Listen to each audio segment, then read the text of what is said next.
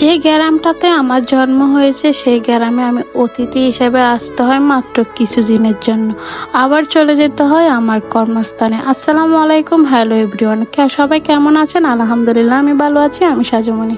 তা আজকে চলে যাচ্ছি আমাদের নোয়াখালী ছেড়ে চট্টগ্রামে। যেহেতু বিজনেস আছে, চাকরি আছে, সব কিছুই আছে, তাই তো ছেড়ে যেতে তো হবে এই এলাকাগুলো। তো এই মানুষগুলোর জন্য সবচাইতে কষ্ট হচ্ছে, এই মানুষগুলোকে অনেকটা মিস করব। যদিও আমার নন্নসের হাজবেন্ড আর অল্প কিছুদিন বাংলাদেশে আছে, সে কয়দিন পরে চলে যাবে বাইরের রাষ্ট্রে। তো তাদেরকে ছেড়ে আমাদের অনেক কষ্ট হচ্ছে যাওয়ার টাইমে। তো তাদেরকে আমরা আসলে যাওয়ার টাইমে দাওয়াত দিয়ে আসলাম যাতে তারা একবার হলেও আসে, চট্টগ্রামে আসি, ঘুরে যায়। তো আমি পিছনে বসেছিলাম, আমার জার, আমার বাসুর আর বাসুরের ছেলে আর আমি, আর আমার হাজবেন্ড সামনে বসেছে, তার সবসময় কাজ। কিন্তু মাঝ রাস্তা এটা কি হলো, আমাদের গাড়িটা একটু পরে নষ্ট হয়ে গিয়েছে। তো আসলে যাত্রাতে আমাদের একটু বাধা পড়েছে। তো আসলে বাধা পড়লো, আল্লাহ যা করে ভালোর জন্য করে, হয়তো সুন্দর একটা মুহূর্ত কাটাবার জন্য এরকম হয়েছে। তা আমি আমার বাবির সাথে, আমার জালের সাথে দুষ্টামি করতেছি, গাছ থেকে ফুল তুলে এনে। আর আমি তো একদম গ্রামের মেয়ে, গ্রামের মতো জঙ্গলে নেমে যাচ্ছি ফুল তোলার জন্য। আর যেহেতু আমার কালো বোরকা দুলে বালুয়ে যে অবস্থা হয়ে গিয়েছে, তো ওই সিএমজি ড্রাইভার আমাদেরকে অন্য আরেকটা সিএমজি করে কাউন্টারে পাঠিয়ে দিয়েছে। তো অবশেষে কাউন্টারের টিকিট কাটা শেষ, এখন আমরা বাসে উঠে যাব। তো বাসে ওঠার টাইম আমাদের সবকিছু গোছগাছ করে নিয়েছে। তো আমি আয়ানের সাথে দুষ্টামি করতেছি, আমার হাজবেন্ড একটু করে ভিডিও করে নিয়েছে। তো আসলে আমাদের অনেকগুলো পোল্টাপাল্টি ছিল। পোল্টাপাল্টি বলতে 3টে লাকি ছিল। আর তো এমনিতে ফ্রিজের মাছ মাংস একদম বাড়ি থেকে সবকিছুই নিয়ে এসেছি। তো হয়তো অনেকে এটা নিয়ে অনেক কথা বলতে পারেন, তো আমি মনে করি এটা আসলে অনেকটা ভালো লাগে। আমার মা হচ্ছে অন্যরকম, আমাদের সবার মারা এরকম যে আমরা শহরে থাকলে আমাদেরকে গ্রামের কিছু কিছু জিনিস দিয়ে দেয়, আসলে ওগুলো অনেক ভালো লাগে। তো এই রাস্তা, আকাশ, এগুলো দেখতে কতটা সুন্দর লাগতেছে না? সবকিছু অনেকটা সুন্দর, অনেকটা ভালো। আসলে আল্লাহ তাআলা যে কোনো জিনিস সৃষ্টি করছে সবকিছুই সুন্দর, সবকিছুই ভালো। তা আমরা আসলে পৃথিবীতে যা পেয়েছি তার জন্য আল্লাহ তাআলার কাছে লাখ লাখ শুকরিয়া। আল্লাহ তাআলা যা দিয়েছে তাদের জন্য, সবকিছুর জন্য আলহামদুলিল্লাহ।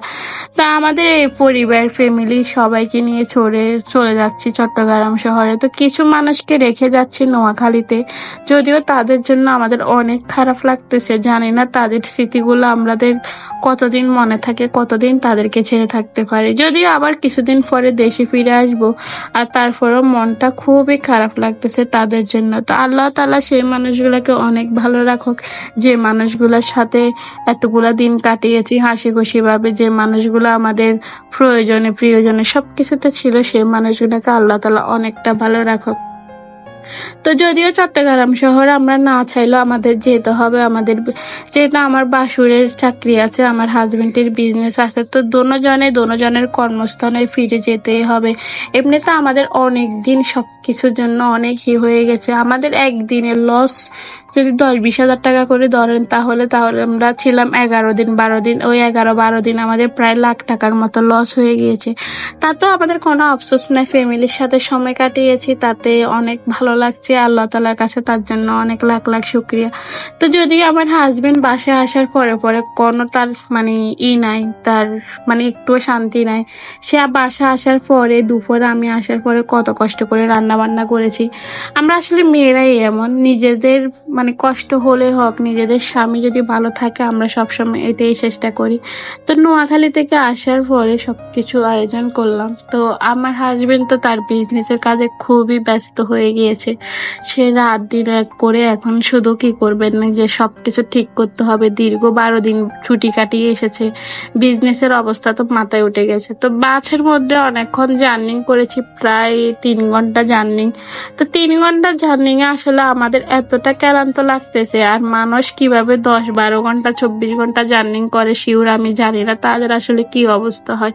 আমরা 3 ঘন্টা জার্নিং করে আমাদের অবস্থা খুবই সিরিয়াস ছিল। তো আসলে আশেপাশে দেখতে অনেকটা ভালো লাগতেছে, যে চীনা মানুষগুলাকে ছেড়ে চলে যাচ্ছি, ওই মানুষগুলোর জন্য খুবই খারাপ, খুবই আফসোস লাগতেছে।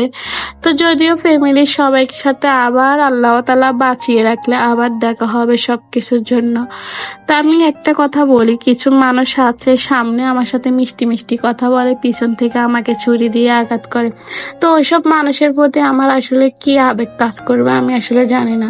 তবে আমি কিছু কিছু মানুষকে আমার জীবনে রাখতেও পারবো না, ছেড়েও যেতে পারবো না। ওই মানুষগুলোকে আমি একটা কথাই বলতে চাই, জীবনে মানুষকে এক জীবনে মানুষ সব কিছু পায় না, কিছু কিছু জিনিস মানুষের অপূর্ণতা থেকে যায়। তো অপূর্ণতার জীবনে আমরা চাই না কোনো জিনিস পূর্ণতা করতে। তো আমার হাজবেন্ডটা আমি ভয় দিচ্ছি, সে আমার দিকে তাকিয়ে তাকিয়ে হাসতেছে। তার কাজ হচ্ছে এরকম, আমি যদি কোনো একটা কাজ করি সেখানে গিয়ে আমাকে ডিস্টার্ব করবে। এখন বাজে দিনের 3টা, সে আমার সাথে এখন মাত্র আসছে দুপুরের খাবার খেতে। আমি রান্না বান্না করতে কতটা কষ্ট হয়েছে। শুধু রান্না বান্না না, আমরা মেয়েরা বাসার সমস্ত কাজ করে সময় নিজের জন্য একটু করে সময় পাইলে ওইটা।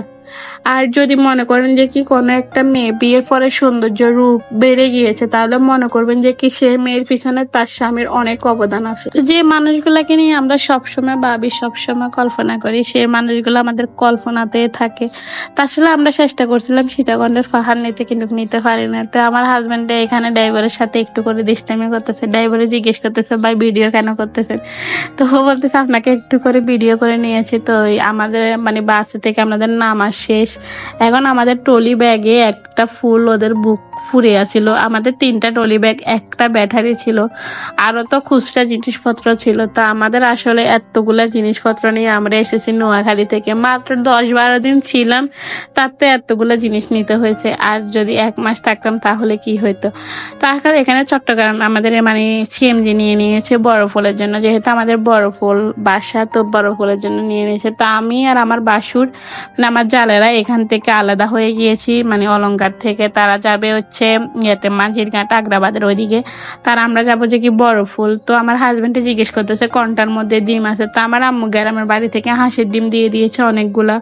তো পরে ওদের সাথে বিদায় নিয়ে চলে যাচ্ছি, ওদের সাথে আল্লাহ হাফেজ, ওদেরকে টাটা দিয়ে যাচ্ছি গা। তো আসলে ওরা ওদের গন্তব্যে যাবে গা, আমরা আমাদের গন্তব্যে যাব। তো আসলে আপনাদের সাথে কথাগুলো শেয়ার করতে, ভিডিওগুলো শেয়ার করতে খুবই ভালো লাগে। আর আমি আমার জালের সাথে একটু করে কলাকলি করেছিলাম, ওইটা আমার হাজবেন্ডে ভিডিও করতে ভুলে গিয়েছিল।